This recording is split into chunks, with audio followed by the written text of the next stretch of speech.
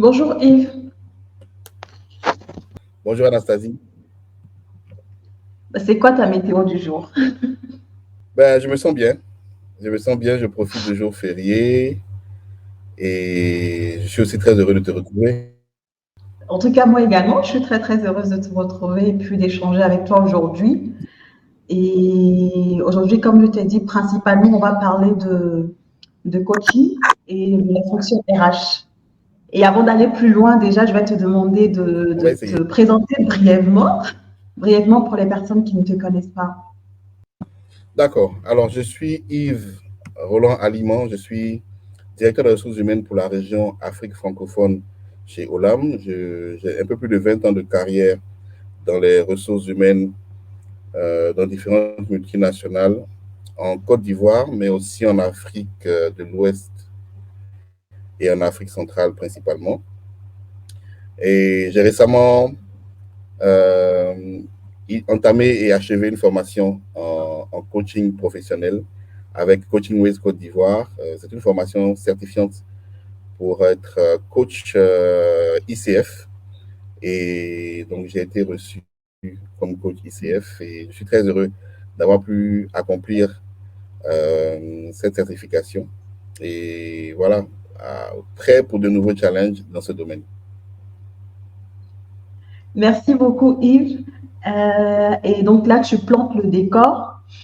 Et là, ce qu'on aimerait déjà savoir, une question assez générale donc, de la fonction RH.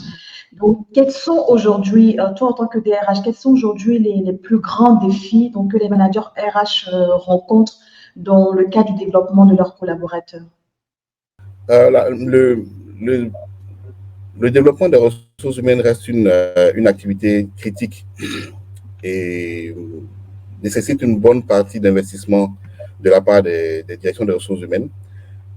Donc, par développement, il faut entendre les notions de identification, attraction des ressources humaines, mais aussi dessiner avec elles les différentes évolutions possibles, tant verticales que latérales, pour leur permettre de s'épanouir professionnellement.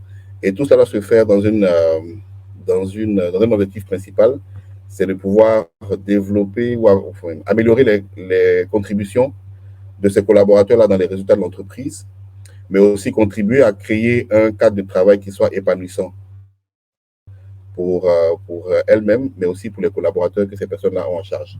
Donc, c'est un vaste programme en soi. Aujourd'hui, le gros défi, c'est le défi de cohabitation intergénérationnelle, parce que plusieurs générations se rencontrent au sein de l'entreprise et il faut pouvoir assurer la cohésion qui permet donc à chaque génération de trouver sa place, mais aussi de pouvoir exprimer son plein potentiel en, bien entendu, favorisant la, l'adaptation et l'adoption des valeurs d'entreprise et en soutenant les notions de cohésion. Donc voilà le principal défi, à mon avis, aujourd'hui auquel les directions des ressources humaines doivent faire face. Bien entendu, cela n'entache en rien les autres missions de la fonction des ressources humaines, à savoir les missions liées à l'administration, les missions liées au social, les missions liées à la communication et les missions liées également au bien-être. Pour faire bref, voilà ce que je peux dire par rapport aux défis que nous avons sur le volet développement des ressources humaines. Merci beaucoup. Donc, moi, j'ai noté vraiment le plus gros qui est au niveau de la cohabitation intergénérationnelle. Et Tout à fait. dans ta présentation tout à l'heure, tu nous as en même temps fait part de ton actualité, donc qui consiste à t'être fait former en tant que coach professionnel. Et tu as dit tout à l'heure toi-même, donc en tant que toi DRH expérimenté, plus de 20 ans d'expérience, qu'est-ce qui t'emmène finalement à vouloir te former au coaching professionnel? Ça m'est apparu comme étant une nécessité parce que on a beau être DRH, on a beau avoir un certain nombre d'années d'expérience, on est quand même tenu de continuer de se former parce que le monde professionnel évolue, le monde en général évolue, le monde professionnel évolue encore plus vite Et les contraintes auxquelles nous sommes amenés à faire face en tant que DRH nous poussent donc à nous mettre à jour par rapport à cette dynamique du marché, à cette dynamique des profils disponibles, mais aussi à la mutation qui est liée aux attentes de nos principaux clients, tant en interne qu'en externe. Par exemple, le DRH apparaît comme un quasi-psychologue au sein de l'entreprise parce que naturellement, c'est vers lui qu'on se tourne pour s'exprimer, pour exprimer les préoccupations, même quand elles sont autres que professionnelles. Mais le DRH joue un rôle important dans l'accompagnement qu'il peut faire pour aider les différents managers, les différents directeurs et parfois même les collaborateurs à réaliser leur parcours professionnel, à réaliser leurs ambitions personnelles et à se développer au sein de l'entreprise. Donc, la fonction ou la mission de coaching apparaît comme un pan nécessaire dans la palette d'outils que le DRH de nos jours doit posséder. Les personnes à coacher, les groupes ou les équipes à coacher également vont être sensibles au type de réponse que les directions des ressources humaines peuvent être capables de leur proposer.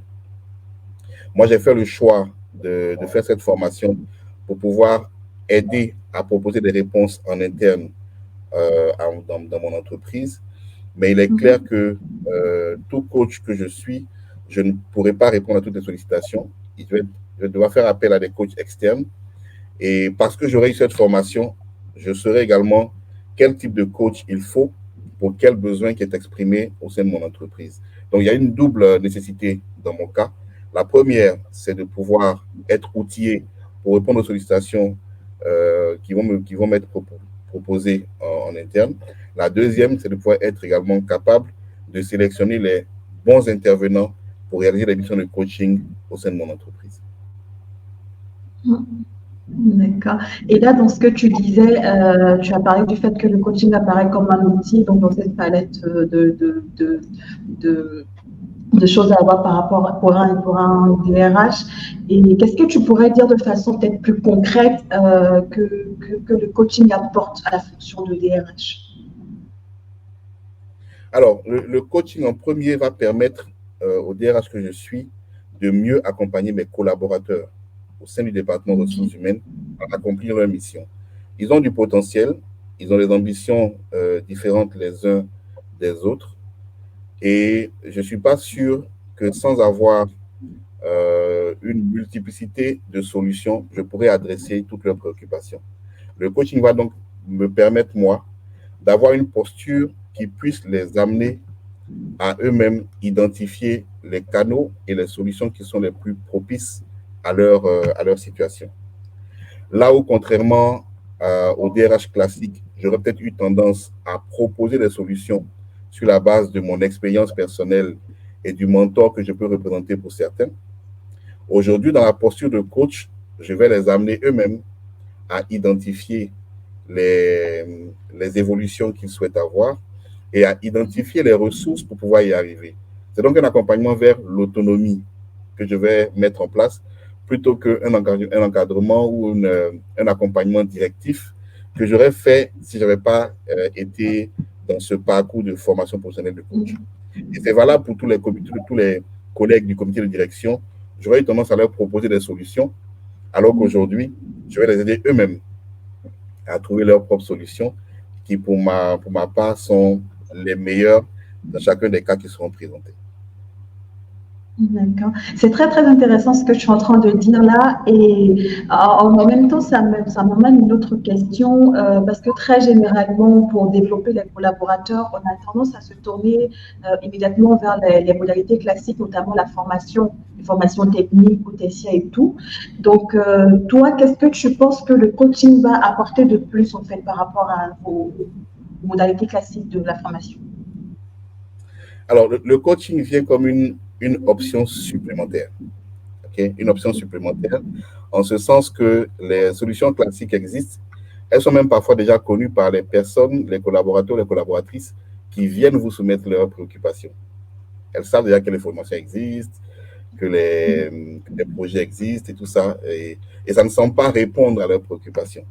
ok? Aujourd'hui, la posture de coach que je vais adopter de plus en plus me permettra, en collaboration avec chacune des personnes que je vais avoir à coacher ou à accompagner, donc me permettra de les amener elles-mêmes à identifier quelles peuvent être les bonnes solutions, les bonnes options à leurs préoccupations. Dans ce sens, on ne mettra pas de côté les solutions classiques de formation technique, professionnelle ou sur le plan du leadership ou du développement personnel, mais je viens avec une approche différente qui replace le bénéficiaire, donc le collaborateur ou la collaboratrice, au cœur de la solution qui lui est proposée. Cette solution est d'autant plus pertinente parce qu'elle va se faire sur la base de ses propres ressources et elle va se faire sur la base du temps que la personne est capable d'investir pour solutionner sa préoccupation. Donc, c'est plutôt une approche qui est complètement différente. Plutôt que de venir avec des solutions clés en main, on co-construit les options avec le collaborateur ou la collaboratrice et on l'aide dans un schéma d'autonomie à pouvoir mettre en place les solutions qu'elle aura elle-même identifiées. Et pour moi, c'est beaucoup plus porteur que de venir avec des solutions toutes faites qui peuvent ne pas rencontrer l'adhésion de celui ou celle qui nous sollicite.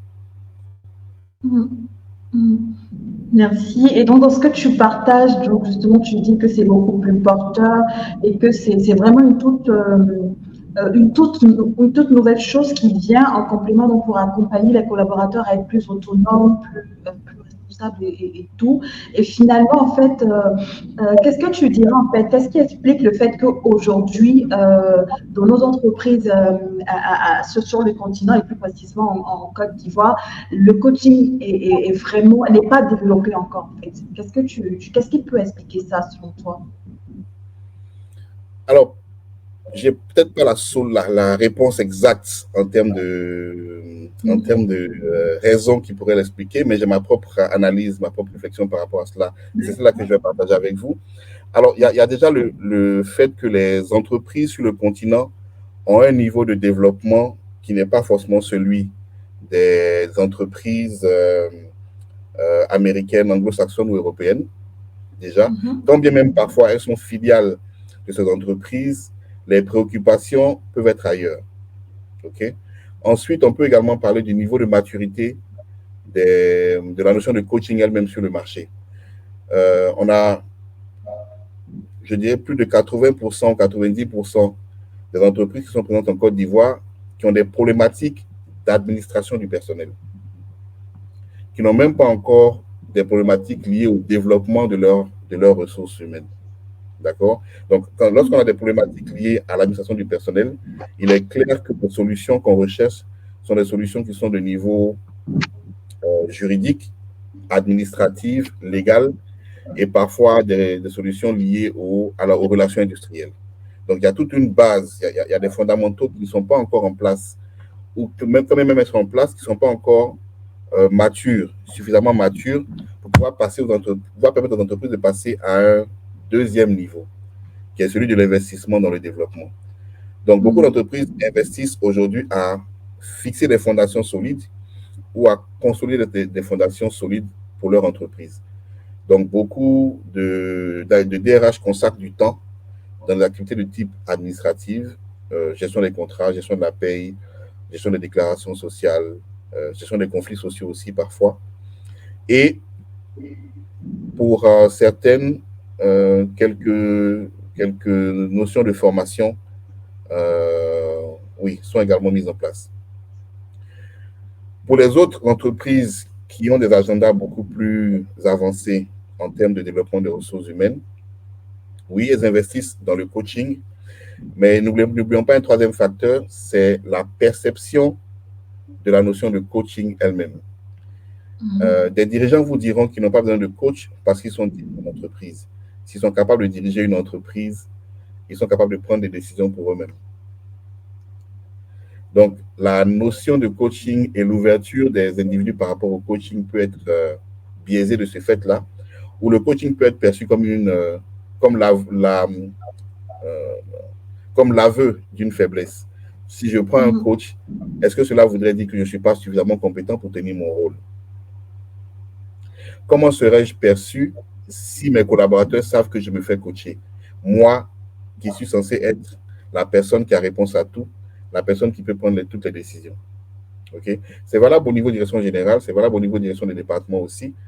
Lorsque les directeurs des départements se positionnent comme ceux qui savent le plus et qui sont capables de pouvoir solutionner la plupart des problèmes.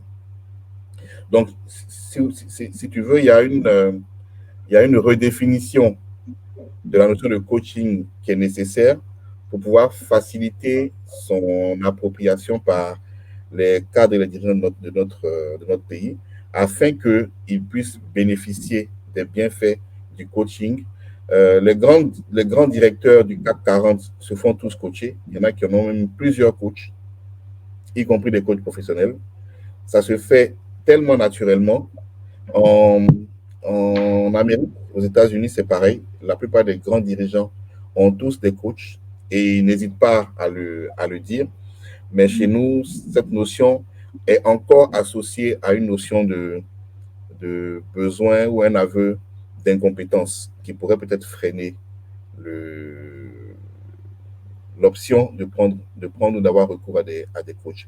Donc, si je veux résumer, je dirais qu'il y a la maturité du marché, il y a la maturité de l'entreprise elle-même en termes de besoins ressources humaines. Et pour les autres, il y a peut-être parfois un peu de réticence sur la perception que pourrait donner le fait de dire qu'on se fait encadrer, accompagner par un coach. Mais j'ai bon espoir parce que de plus en plus, les dirigeants s'ouvrent à la notion de coaching et on a eu l'occasion, dans notre formation, d'en avoir des exemples. Donc, c'est plutôt encourageant pour l'avenir. Ben, c'est très bon à savoir. Donc, tout à l'heure, dans ce que tu disais, tu parlais justement des défis que les DRH ont, surtout sur le volet administratif. Et je pense que c'est un constat qu'on fait, que vraiment la fonction en ce moment est en grande majorité est très orientée vers le volet administratif. Donc, comment toi, tu vois ce métier-là évoluer justement par rapport à tous ces défis qu'on rencontre en ce moment? Tu en as parlé tout à l'heure. Comment finalement le coaching est redéfini dans ce contexte et pour que les choses puissent évoluer autrement? Bon, comme je l'ai dit, je suis plutôt confiant parce que le marché est dynamique, donc les besoins vont évoluer et les entreprises seront de plus en plus contraintes de faire face à ces nouveaux besoins, à ces nouveaux défis. Pourquoi je le dis? Parce que les talents vers lesquels nous courons tous ont des besoins qui sont spécifiques et qui sont plus proches de ce qu'on pourrait retrouver sur d'autres continents. Donc les notions comme le bien-être au travail, les notions comme l'équité dans les politiques et les processus de l'entreprise, les notions comme la capacité à pouvoir proposer des options de développement de carrière ont plus d'impact. Et on voit venir sur le marché des entreprises qui ont le souci de redorer ou de travailler sur leur marque employeur. Donc, travailler sur leur image à l'extérieur, mais aussi travailler sur leur image à l'intérieur. Ce qui fait que pour pouvoir répondre aux exigences de ces différents défis, les entreprises seront obligées de se tourner vers beaucoup plus d'investissement dans le développement des ressources humaines. Pourquoi? Parce que les outils de travail évoluant, il faut adapter les compétences qu'on a en interne à cette évolution. Parce que les nécessités ou les besoins de recrutement vont s'adapter au profil des nouvelles générations de travailleurs que nous avons, les entreprises vont devoir travailler sur leur image en elles-mêmes, mais aussi la façon dont elles identifient, accueillent ces ressources et les aident à évoluer au sein de l'entreprise au risque de les perdre. Et quand on connaît le coût des recrutements, le coût de l'intégration pour les entreprises, vaut mieux faire en sorte de ne pas perdre les principales ressources sur lesquelles on mise pour pouvoir assurer la pérennité et la croissance de l'entreprise, plutôt que d'être dans un perpétuel recommencement parce qu'au bout de 6, 7 mois, 10 mois ou 1 an, on perd les ressources critiques que nous avons. Donc, il y a un besoin pour la fonction ressources humaines de se redéfinir pour faire face à tous ces défis. Et pour pouvoir le faire, les acteurs des ressources humaines doivent pouvoir également faire évoluer leurs compétences, notamment en y intégrant des notions de coaching. D'accord. C'est très intéressant tout ça. Et en tout cas, merci. Moi, je prends très bonne note et je comprends un peu mieux comment est-ce que les choses se font, comment est-ce que ça se passe aussi par rapport aux perspectives de cette fonction-là. Et dans tout ce que tu expliques, on comprend très clairement pourquoi tu décides de te former à la posture de coach professionnel. Et ben, finalement, qu'est-ce que tu pourrais dire sur les compétences de coaching? Est-ce que c'est uniquement bénéfique aux personnes dans la fonction RH ou est-ce que c'est quelque chose qui peut être aussi bénéfique à d'autres fonctions? Pour moi, la formation au coaching est bénéfique pour toutes les fonctions. Elle est prépondérante dans la fonction ressources humaines parce que naturellement, on va avoir de la matière vu que les collaborateurs vont se tourner vers nous pour nous poser leurs préoccupations.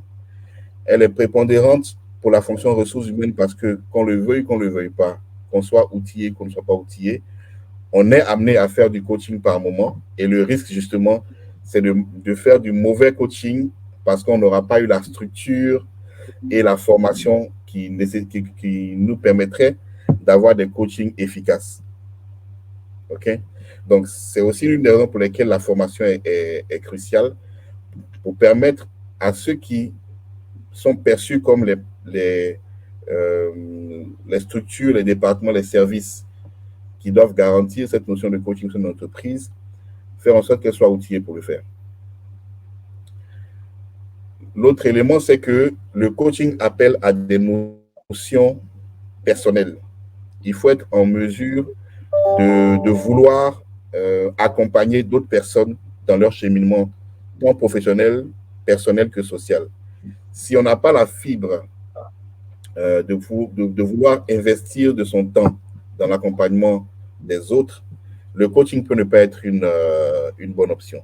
Par contre, peu importe le métier que nous exerçons, si nous avons en plus de l'empathie, si nous avons en plus une connexion aisée avec les autres personnes, si nous avons en plus à cœur de pouvoir aider les autres à se développer, le coaching est tout indiqué et permettra donc, quelle que soit la fonction que nous exerçons, à ceux qui embrassent ce nouveau métier de s'épanouir pleinement.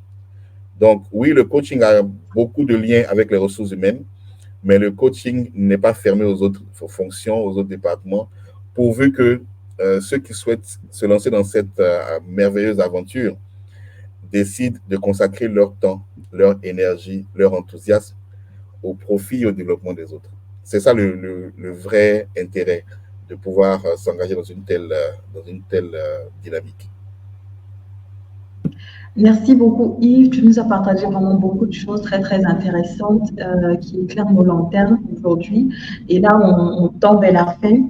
Et la dernière question pour conclure, ce serait quel message toi tu ferais passer à tes collègues RH donc qui s'interrogent encore sur la fonction, l'évolution de la fonction RH?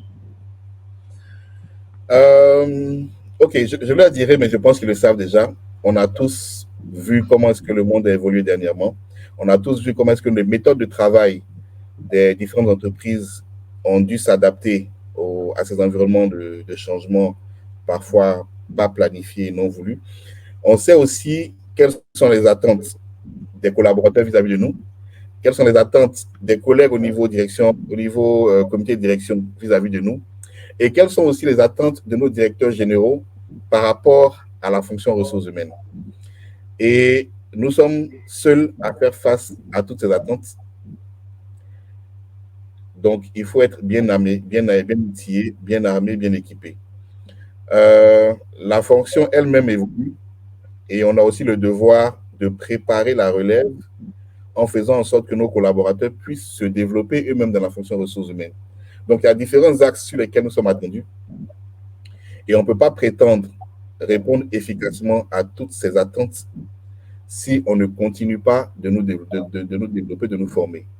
Et pour moi, l'un des pans, l'un des aspects sur lesquels la fonction ressources humaines pourra mieux affirmer sa notion de fonction centrale au sein de l'entreprise, c'est de pouvoir avoir une réponse adaptée en termes de coaching. On va aider donc la direction générale à prendre de meilleures décisions. On va aider nos collègues du comité de direction à prendre de meilleures décisions, mais aussi à mieux encadrer leurs équipes.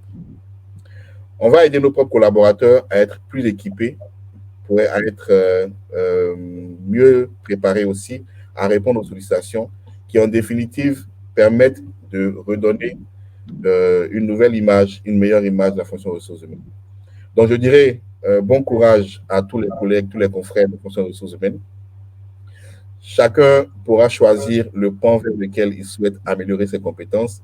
Mais si j'ai un conseil à donner, c'est d'intégrer le coaching dans les options qu'il serait disposé à considérer. Et je suis également disposé à partager davantage avec eux sur tout ce que le coaching m'a apporté jusqu'à présent et comment est-ce que cela pourra également leur être bénéfique. Merci Yves. En tout cas, moi, je n'hésiterai pas à venir vers toi encore. Si on a d'autres questions. C'était vraiment un moment très, très riche et on espère que toutes les personnes qui nous ont suivis ont tiré beaucoup de bénéfices dans tout ce que tu as partagé. Et puis, moi, j'ai envie de te dire juste à très bientôt. Merci Anastasie, merci pour l'opportunité que tu m'as donnée de partager ce temps de discussion avec toi, mais aussi avec les personnes qui verront notre capsule. Je suis très heureux d'avoir pu répondre aux différentes questions. J'espère en tout cas pouvoir poursuivre la conversation avec les confrères au-delà. Et comme tu le sais, je reste disponible si tu penses que je peux encore aider d'une façon ou d'une autre. Merci Anastasie et puis à très bientôt. À très bientôt. Merci.